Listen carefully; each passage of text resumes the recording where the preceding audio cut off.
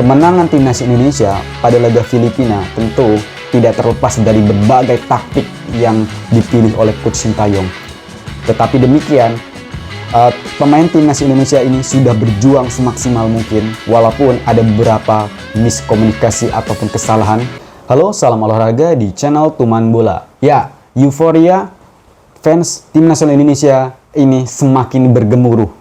Bagaimana tidak, timnas Indonesia mempercundangi Filipina dengan skor 2-0. Ini membuat timnas Indonesia merangkuh, mengunci ke kualifikasi zona ketiga ya, zona Piala Dunia, zona Asia.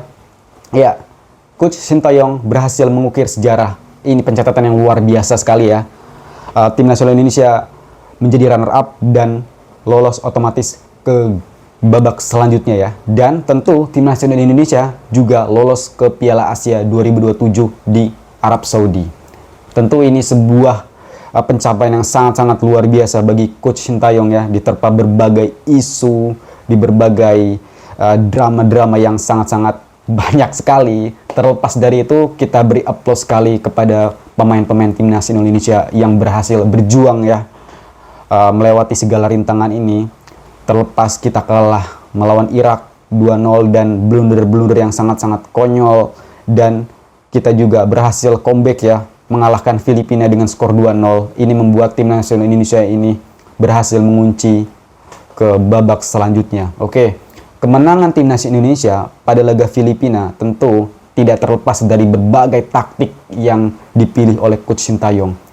Tetapi demikian, pemain timnas Indonesia ini sudah berjuang semaksimal mungkin walaupun ada beberapa miskomunikasi ataupun kesalahan. Tetapi kita beri aplaus dan beri semangat kepada pemain timnas Indonesia sudah berhasil meraih kemenangan pada laga terakhir ya, melawan Filipina. Pencapaian tersebut tidak lepas dari berbagai sektor ya, pelatih, fans maupun stakeholder di berbagai PSSI dan pemerintah.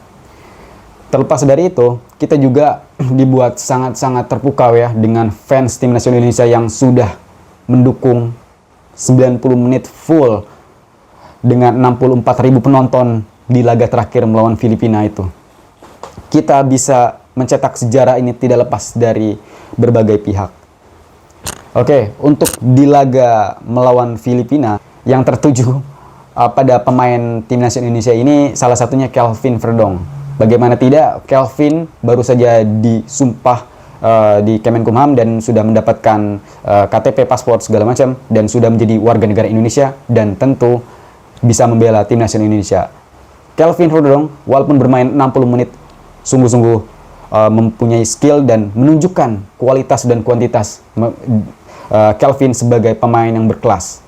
Sangat kita apresiasi sekali ya Kelvin Verdong dengan berbagai skill dan juga mempunyai peluang yang sangat-sangat bagus dan juga tendangan yang sangat mematikan dan umpan-umpan yang terarah juga.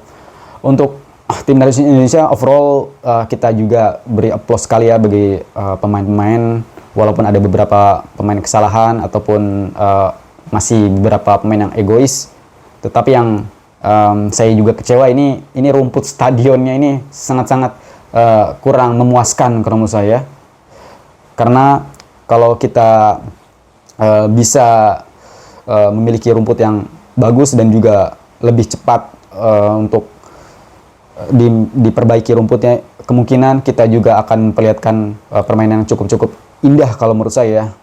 Yaitu aja sih kalau menurut saya di Stadion Gelora Bung Karno, untuk kualitas rumputnya mohon untuk diperbaiki dan ditingkatkan lagi untuk kualitas rumputnya. Ya, pada babak pertama timnas Indonesia menggembur ya pertahanan Filipina dengan ball position yang sangat-sangat mencolok.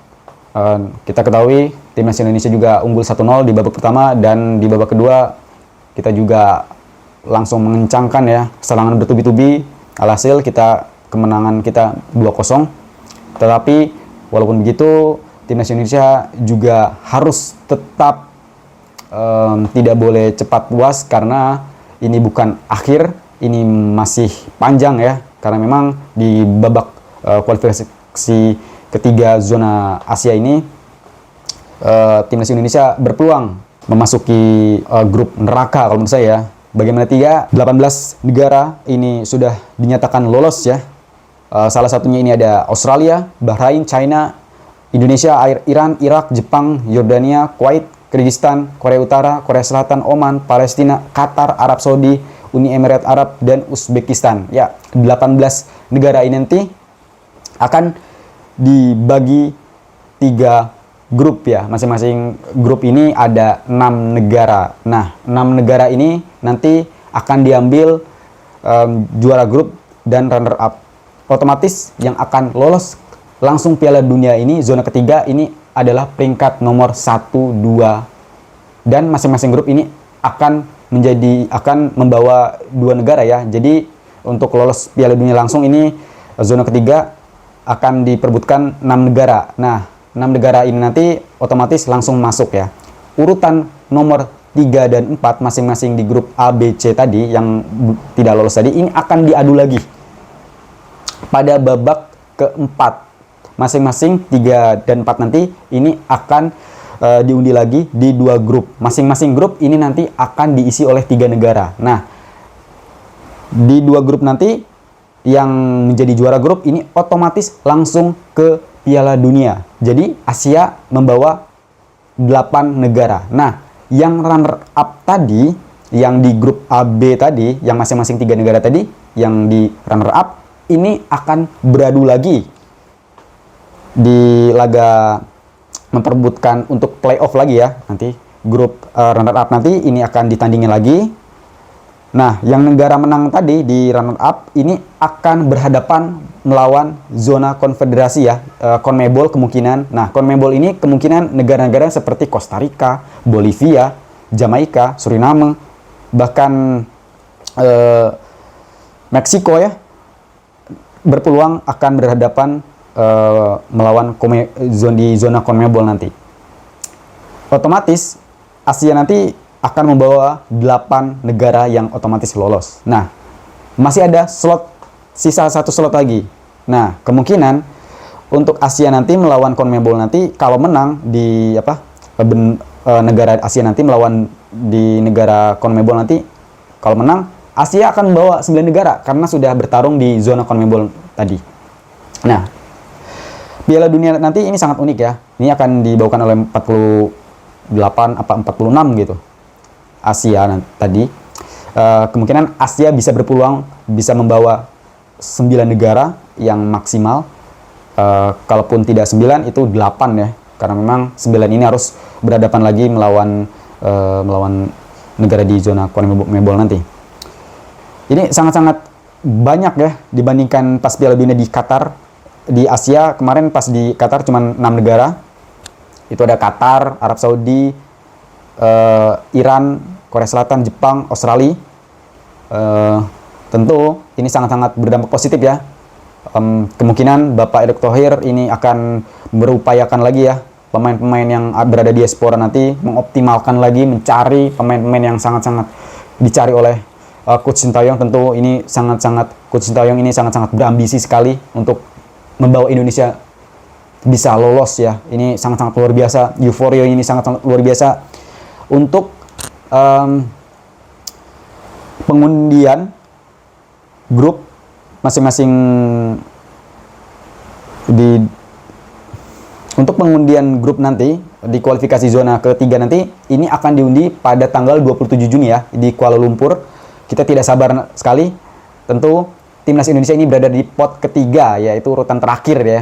Kita menjadi mungkin kita bisa satu tim atau satu tempat dengan Korea ataupun Australia ataupun dengan Jordania. Tentu ini harus dipersiapkan semaksimal mungkin oleh Coach Sintayong ya. Masih ada beberapa bulan lagi ya. Masih ada sekitar kurang lebih 3 bulan lagi ini harus dioptimalkan oleh Coach Sintayong.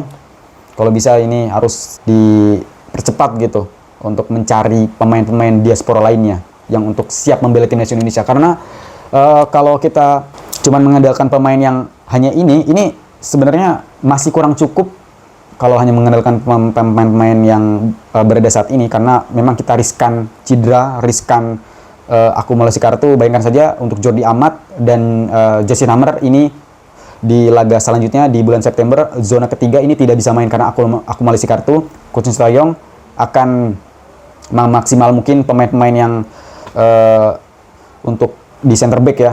Ini ada Elkan Bagot, J.I.J, Rizky Ridho, tentu ada Nathan Cho Eon dan juga Sandy Walsh bisa diposisikan di back salah satunya.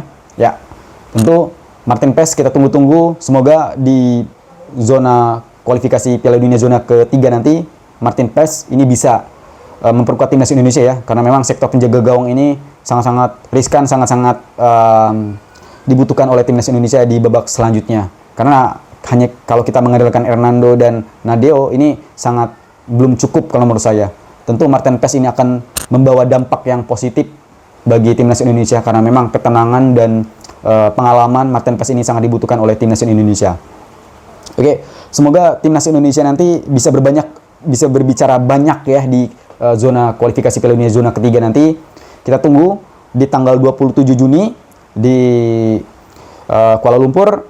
Ini akan diundi ya. Grup 3 grup nanti akan dibagi masing-masing grup ini akan diisi oleh 6 negara.